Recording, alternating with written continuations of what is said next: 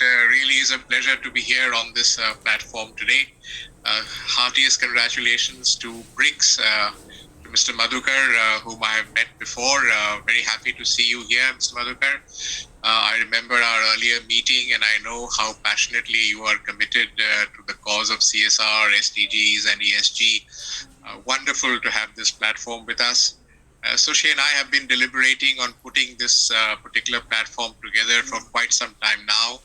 And we have with us a galaxy of very, very eminent speakers, people who were associated with the evolution of the law, the way it came about here in India. So in some ways, what we're going to do today will be quite a historic kind of webinar.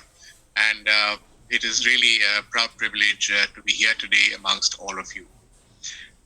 Without further ado, what we're looking at now in this particular session, we are calling it CSR ESG, a roller coaster ride or a smooth journey. And let me assure you that whenever you want to do good for society or good for the planet, it is never a smooth journey. It's always a roller coaster ride with lots of ups and downs. And you will hear this now from our speakers as they come up one after the other and as I invite them.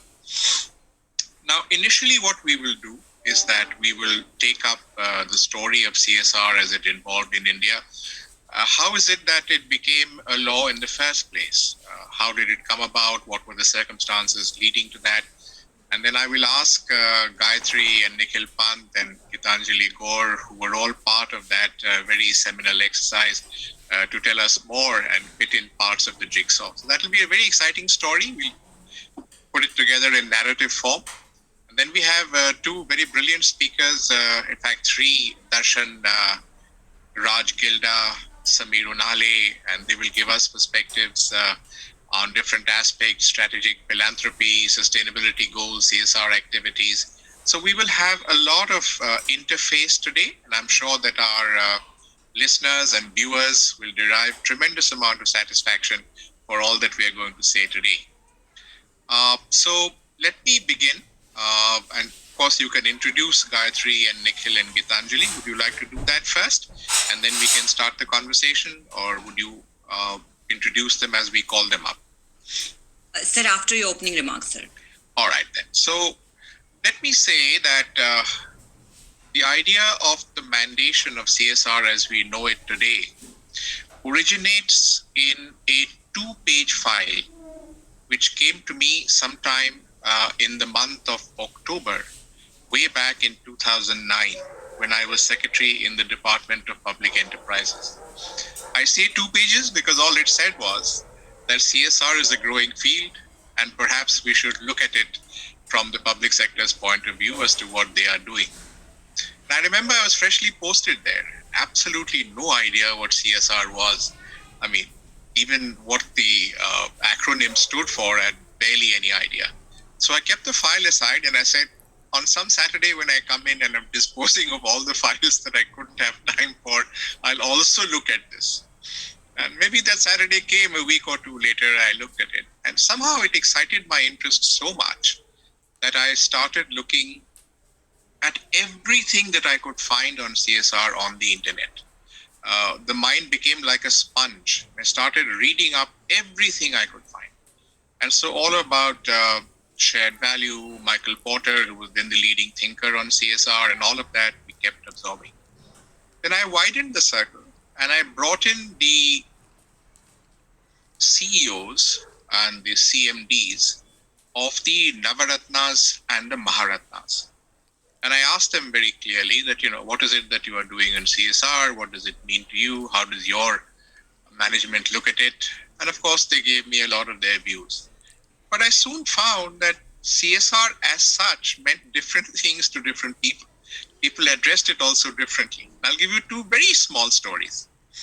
While reviewing the activities of one of the major Maharatnas of the time, at the very end of the review, I asked their head that, what do you do for CSR? And he said, sir, CSR, we do so much, but we do it only between 28th and 31st of March. And I said, really? What is so sacrosanct about these dates? And he said, sir, that is the time we get to know what is the leftover money that we have not been able to spend? So in those 3 days, we start writing checks to all the people who are our contacts. And I said, oh my God, that's fantastic. And that is how I termed the phrase checkbook charity. And I said, that is precisely what CSR should not be. Another very small story. I was in Rourkela reviewing the activities of a very prominent public sector steel company. And again, I asked the CMD at the end of the review, do you guys do any CSR? He said, yes, sir, you can't imagine how much we do. And I said, great, can I see something? He said, yes, sir, lunch ke baad, let's go in the car and I will show you. So after lunch, we took off in the car and he took me to a school and he said, sir, this is our CSR.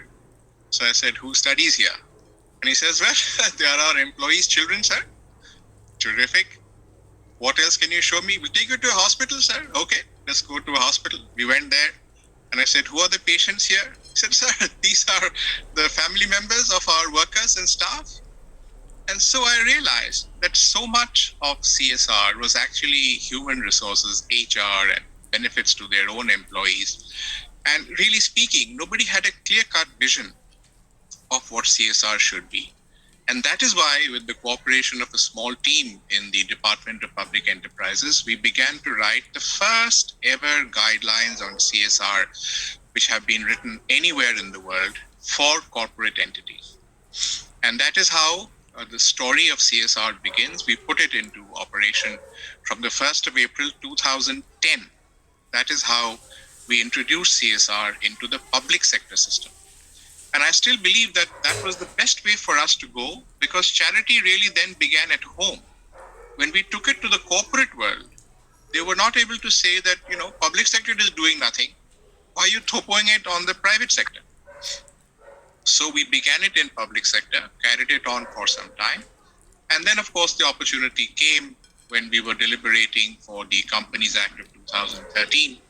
So in all of 2011 and 12, what we should do for corporate India then came into a strategic bit.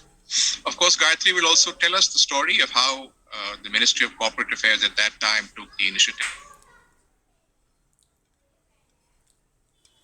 Coalesce together. But just a couple of more points which I thought I'd mention.